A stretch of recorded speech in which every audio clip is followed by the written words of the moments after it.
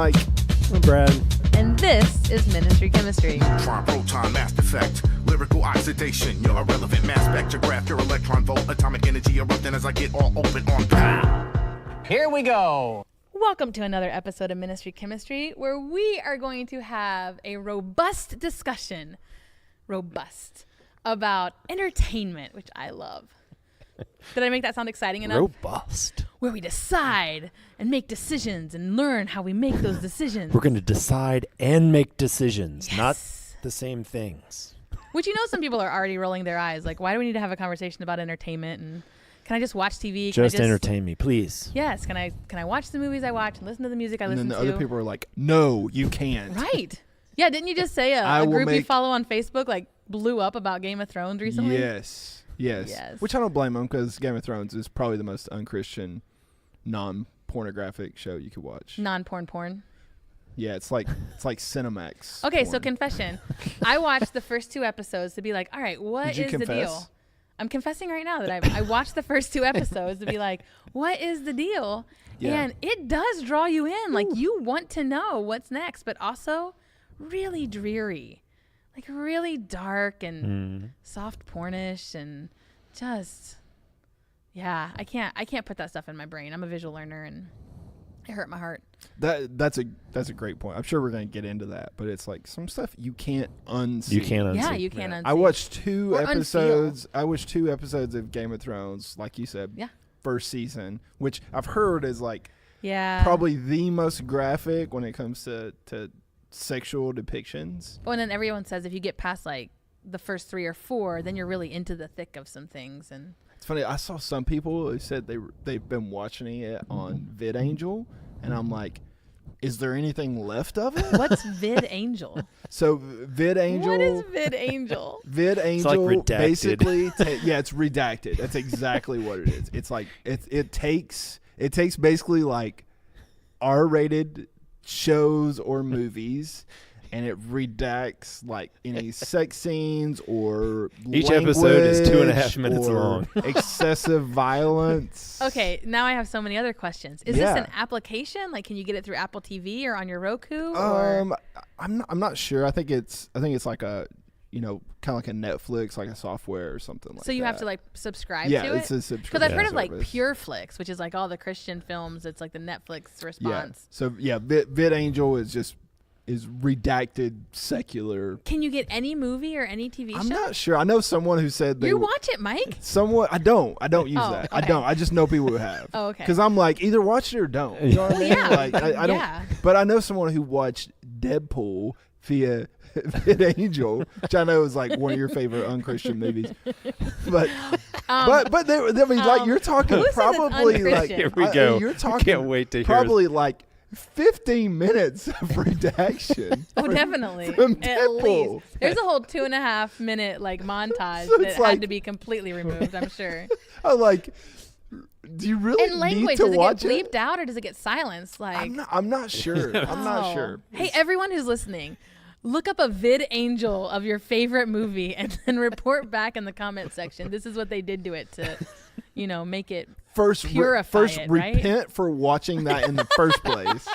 Then look it up on VidAngel. Oh, jeez. I will be the most judgmental person on the stage today. But aren't there? I love it. It's so good. But aren't there themes of Christ and themes of God and pieces of entertainment that might not, in its totality, be Christian, quote unquote, okay to watch? And isn't that something to be learned? I'll give you an example. We're in baseball season, right? So I'd never seen the movie Bull Durham. So I watched the movie Bull Durham recently. I can't wait to hear this.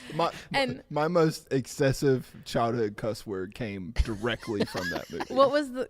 I'm not. okay, I'm you're not gonna say not it? going to get Please it. share. I'm just gonna say, like, I remember watching it. I don't think my mom knew how bad it was. Yeah. So Well, that's like the remember- movie Grease, right? Everyone's like, it's a musical, watch it. But then when you Like- watch it as an adult, you're like, I was allowed to watch this Well, as it's like a funny 5th because grader? when I was a kid, my mom was VidAngel. I got the eye cover. Your mom I was got, VidAngel. I got the eye cover or the earmuffs during certain parts. But I remember like something an excessive cuss word snuck through on Bull Durham, and my mom specifically looked at me and said, "Don't ever use that word." And and of course, like, you use it all the time, right? No, I mean, I didn't use it all the time, but I remember calling my cousin that word to his mom because I didn't know what it meant. Well, yeah, because you And I have was no like, context with Bull Durham. why is he such a bleep? And she gives me the bug-eyed stare, like, what did you just say? And I was like, I don't know what that means. I'm not that name. Anyway. That's awesome. So I'm watching Bull Durham, and for those who haven't seen it, there's a storyline where basically this woman every baseball season devotes herself to dating and sleeping with one player and makes them better over the course of the season. Okay, so she stays consistent with one player while she has this sort of protege who sleeps around with anyone. Well, the protege meets a guy on the team, and they're going to get married. They get engaged to get married, and the protege is standing there in her white dress, and she looks at Susan Sarandon as the actress that sleeps with one person, and she looks at her and she says, am I allowed to wear white on my wedding day? Because they both know some of the things that she's done and who she slept with and She's how. a floozy. Yes, okay. So, and to me, Susan Sarandon said the exact Jesus thing, and she said, "Of course, all brides can wear white on their wedding day." And I looked at that and I was like, yes, because religion will tell you, no, you don't deserve to wear white, because nowhere in the Bible does it says wear white on your wedding day. I mean, I think one of my grandparents got married in like a navy blue dress because that wasn't a thing. I know. Oh my God. I know. Floozy. But Susan Sarandon responded with this love and this grace of like, yes, you can wear white. And it didn't negate bad behavior or anything like that. It was just saying, you're loved and it's okay. And if I hadn't watched Bull Durham because of the cuss word that you used when you were a kid, I would have never seen this beautiful, in my opinion, depiction of grace. Just as an example. Brad? One example. Oh, I've got more. From Go Bull ahead. Durham? No. From Bull Durham? No, not from Bull Durham. Maybe. Go So ahead. you have to wade through the totality of what Bull Durham is, which I watched, loved. It's part of the baseball trilogy. It is. Kevin Ooh. Costner baseball trilogy. Field of Dreams. Mhm. And For love of the game. Oh, yeah, my yeah. goodness. Yeah. Absolutely. sorry, go ahead. So you have to wade through all of that for one short clip of Jesus. But I enjoyed the rest of the movie. I wasn't like waiting, like, where's Jesus in this? Because I just watched the movie. So I have a different example. We need a live chicken. we didn't watch the movie, but when I did membership class at my church, we split the room in half and debated the merits versus not watching the movie Crash. Oh, And that was That's the what, interesting. 1996 or Yeah, 2006 something like that. Oscar It's- award winner? it's very, it's based on like, racial relations and the dynamics of that right there. But there is there's violence and there's language, and I think there's a little bit of sexual innuendos in there. I don't remember how graphic it gets sexually, but we were debating like, okay, is this okay for Christians to watch because it depicts things that are true to life? Mm-hmm. And is this things that we should know about, or as Christians, should we not watch this because technically it's still entertainment, and should we guard our hearts from certain entertainments? It was an interesting debate. Oh, I bet it was, because that is a big question. Like, what should we know about? So we all work with youth or young adults, and there is a question of being relevant to be able to have conversations. And so we'll play certain video games to kind of check it, like, right? Like I played, what was I'm blanking on the name of it because I don't care. Grand Theft Auto. Yeah, no, it's not Grand Theft Auto. The one where there's a single winner and everyone was all into it. Fortnite, right? So you check out Fortnite to check out what the big buzz is, and then you like move on with your life. And same with like movies and TVs, like what's it's about, like Game of Thrones. People I really, really love and care about are watching it and Are they love Christians? it. And yeah, they love Jesus. Are you sure? Yes, I am. And so I'm like, I want to check out what this is about, and then realize that's not for me, because you're right. You can't unsee some things. But Yeah. to what degree do we need to be aware of pop cultural entertainment things so that we can engage in conversation and not be, sorry, I'm going to say it, like weirdo, wacko Christians who VidAngel all our stuff?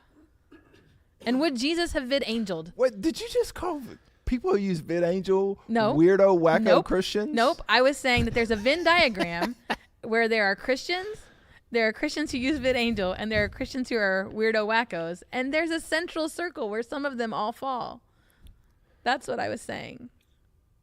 Anyway, So to where what, are we? Yeah. Well, it's funny because the three of us probably occupy the spectrum. I mean, Yeah. Brad has Oh, already yeah. said as vanilla as it gets when it comes to entertainment choices. And we know To the bone. Renee pushes the limits on unchristian, Ooh. you know. And you're in the So, middle? Yeah, I'm probably more in the middle. You know, it's funny. I'll watch something, then I'll feel convicted about it, and then I'll stop watching it. Like we were hardcore into Sons of Anarchy. Loved Sons of Anarchy. But then like we shut it down like mid series because we're like, you know what? This is not like there's nothing wholesome about this. But it's like it was kind of going through that process, you know. I think we were still fairly new Christians when we were watching it, but just going through the process of how much should our faith affect our entertainment choices. So how much should our faith affect our entertainment choices? It should affect. shouldn't? I think it should greatly. Should, yeah. There might be a little bit of a, I don't know if you would call it a gray area, but is it public consumption of entertainment or is it private consumption of entertainment? The fact that you were watching Sons of Anarchy, you weren't doing that out in public with other people, other Christians, and it was a hot show.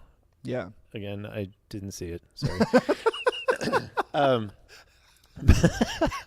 But it could be used as a means to start conversations with people that could then eventually turn to religious based. I'm guessing, having not seen it, but if you were out with a group of people, and you're going to a specific movie or something that does not reflect Christ in any way, I mean that's where I think there is a touch of gray, but only if you're able to mentally unsee things. Yeah. Or at least not have it affect you to the point where it's dominating your thought process, and can use that for Christ-like conversations later.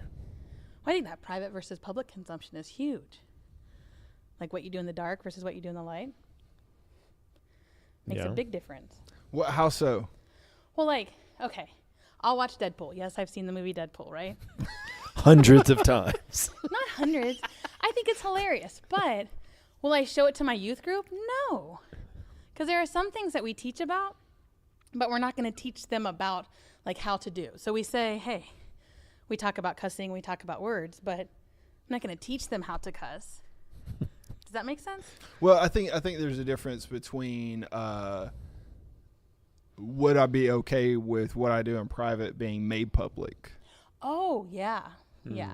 Because if it's private because I'm keeping it a secret, Right. then to me that it automatically becomes wrong. Like there's a conviction element to that. Now, I've struggled with, okay, I don't want to watch anything that I wouldn't I wouldn't promote, let's say, to my youth group. But they're teenagers, you know what I mean? We should guard their entertainment choices. Guard their hearts. Yeah, well, it's Guard like their eyes, it's guard like their ears. there are things Their my wife and I watch that I'm not gonna let my kids watch. But that's not because like I see anything wrong with it. It's just they're 5 and 3. Right. There are things that like you know, as an adult I can understand and process the difference between fiction and reality that they can't.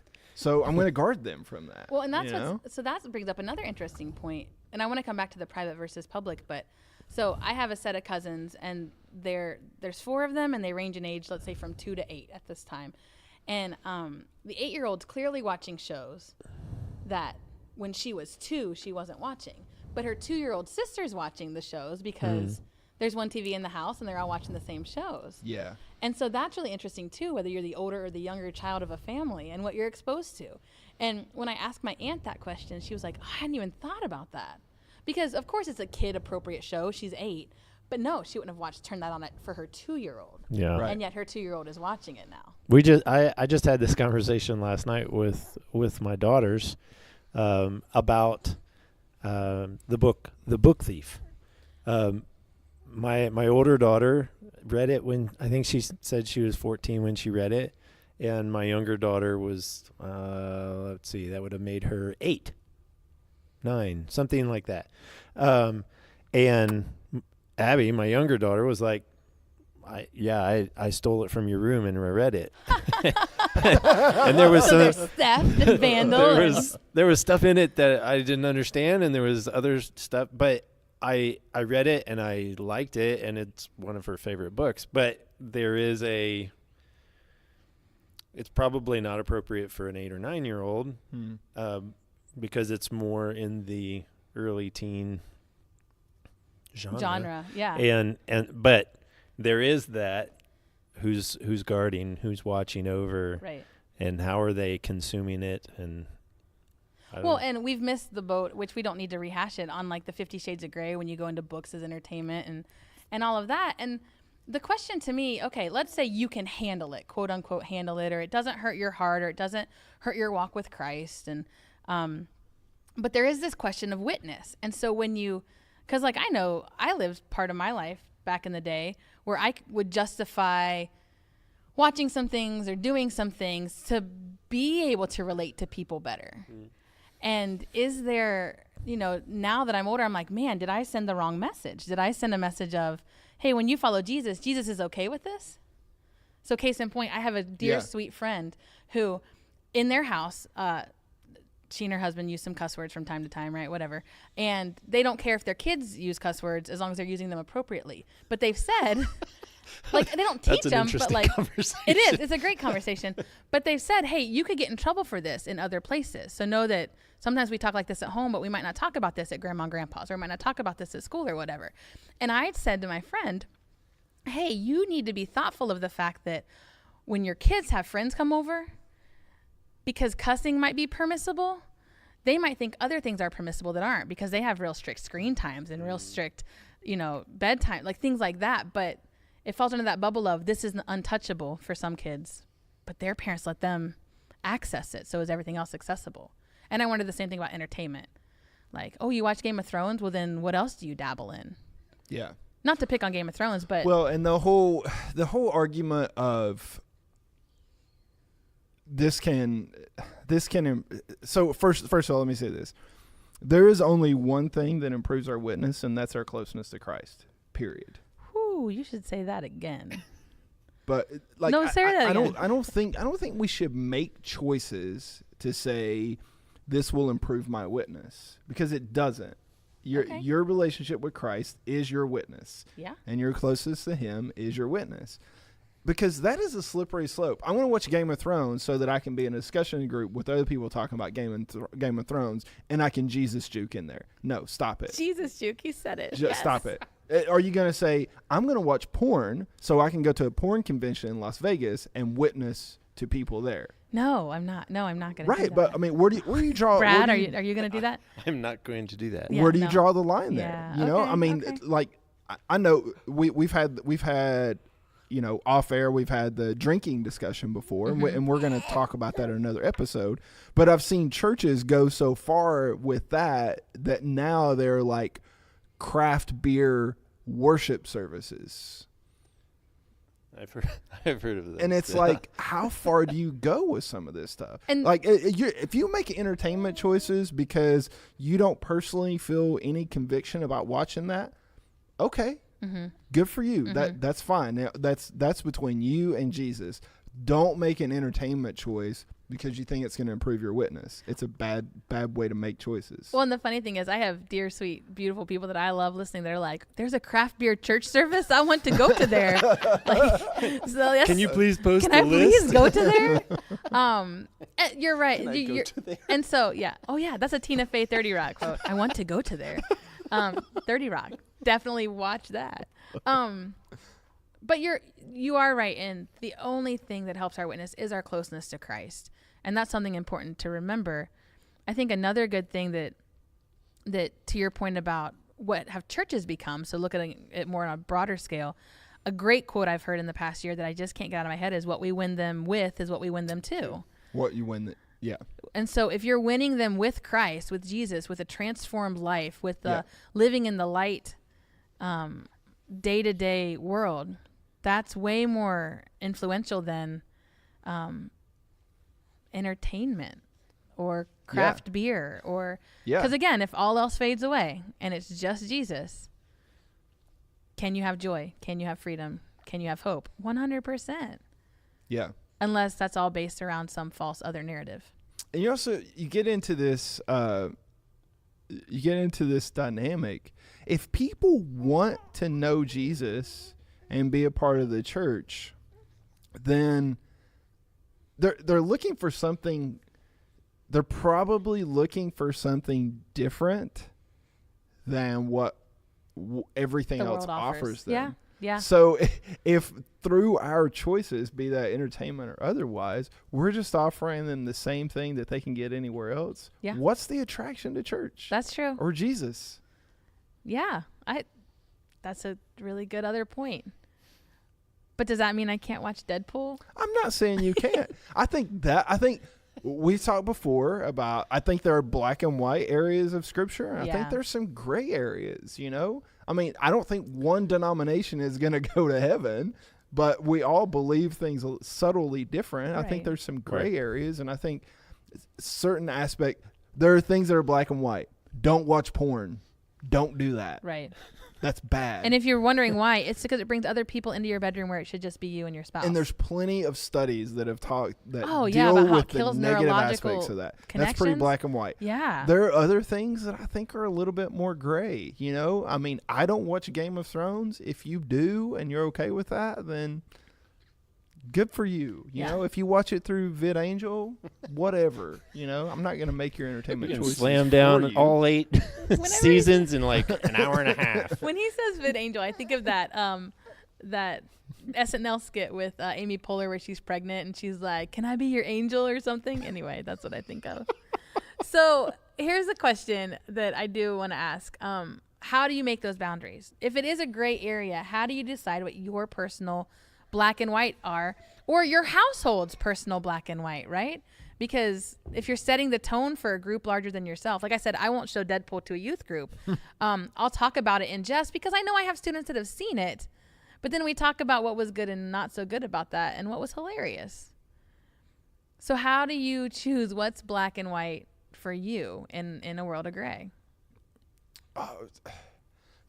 For us, for my household, it's like I said, it's kind of a case by case basis. Like there's been series where we're watching it and like middle of the series or whatever, we're just like even mid episode, or we started movies before and we're just like, you know what, this is probably not something that we should be watching. And I'll be honest, and I'm glad you said it via household. Because like I've been on the road on my own and watched stuff that Jess would have been like, yeah, we should shut this down. And I've just watched it. You know what I mean? And then later I'm like, man, I shouldn't have watched that. So I think accountability is a part of it. Okay. I think that's So basically everything you watch, read, or listen to needs to be to some degree public, whoever that public circle is. Not like pronounced on a Sunday morning, but like right. You're unashamed to talk about it with others and say, I watched this. I listened to this. Right. Like if I would feel uncomfortable sitting down at lunch or breakfast with you two and being like, hey, guess what I watched last night? I probably shouldn't be watching. So Brad, how do you set the tone? You have teenagers in the house. You have young people in the house. So how do you set those boundaries. So how do you make black and white in a world of gray? Well, clearly within the lives of teenagers, there's very little black and white. Yeah. And so there's a difference in my household in the sense that with my girls, Anna is our biological daughter. She's 17 years old. We've had 17 years of parenting that has led and guided her through all that time. We adopted Abby when she was 15 months old. Although she doesn't remember the first 15 months, we've had the last 12 years, she's 13 now, 12 years to pour into her life and guide and direct her. Our son, he's 17 as well, and we just adopted him, 6 months ago. And so he doesn't have the background with us. We haven't had the time with him to do that. So some things are a little more trying to figure out how to guide and parent, do 17 years worth of parenting in 6 months. Sure. And so there is a little grayness to that. But with my girls, they kind of know right and wrong. Yeah. And we'll have conversations about the stuff that they're watching on YouTube and YouTube's a whole nother world too. Oh yes. Yeah. And so trying to talk through entertainment choices in that way. But they're pretty, they're my kids, so they're pretty vanilla too. Well, I was gonna say what determines right and wrong is what they've seen modeled, what they've been exposed to. And so, the first time I met someone, it sounds crazy to some people who are listening, I know this, but like both sides of my family, we never had alcohol at family functions. Like if you were gonna bring something, we had people bring in corn casserole and the pasta salad, but no one was assigned, you're bringing the drinks for everyone, right? And so the first time I met someone who that was a thing in their family where, oh no, so-and-so always brings the beer or whatever, I was in my mid-20s. And a dear friend was like, no, we're responsible for bringing this to Christmas. And I'm like, oh my gosh, we've never had to assign that. There's a Christmas beer? But talking about like who sets the black and white in the world of gray, it's the homes you were brought up in and the way that you're establishing your homes and your families too. And it's so funny you use the phrase right and wrong, because in your home, there's a clear, it's okay to watch this or listen to this or read this, and it's not. And that's just known because of the fabric of your family. Right. I would say and suggest that's true of every family and every household, whether you've made an intentional decision to outline that and shape that or not. And so as we wrap up today, hopefully this has been a fun conversation for you to be a part of. It's caused some questions to rise up that you need to talk about. You've learned a little bit more about us and our preferences and can make fun of us offline or to our faces. We're big fans of that because we love the discussion, right, guys? We welcome the discussion. But in your homes and with your people, maybe take some time and do a heart check about what you're watching, what you're listening to, what you're reading, and why this week and over the course of the next many weeks. And Avengers Endgame comes out, right? So we're right on the heels of that. Is that okay to watch, Mike? Can we watch Avengers What are we allowed? I don't know. There's a lot of violence, a lot of world. If it's not out yet, are we on the heels of that? Or what did I say? We're on the heels of that. We're on the cusp of it. There we go. The cusp. For Ministry Chemistry, I'm Renee. Mike. And Brad. We'll see you next time.